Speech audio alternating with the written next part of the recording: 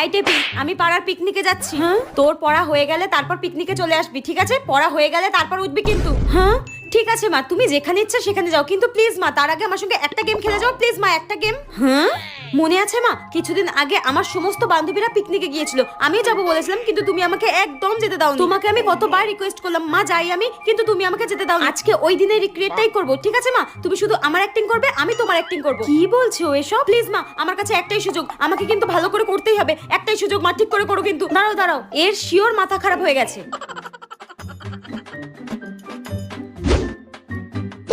নাও মা স্টার্ট।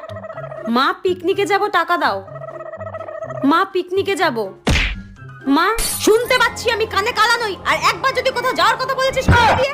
এই মোনা, তুই আমার সঙ্গে এটা কি ভাষায় কথা বলছিস? তুই এসব কি বলছিস? তোর মেরে মুখ ভেঙে দেবো আমি। এই দেখো তোমার মেয়ের কি অবনতি হয়েছে, কি ভাষায় কথা বলছে আমার সঙ্গে, তোকে আজকে মেরে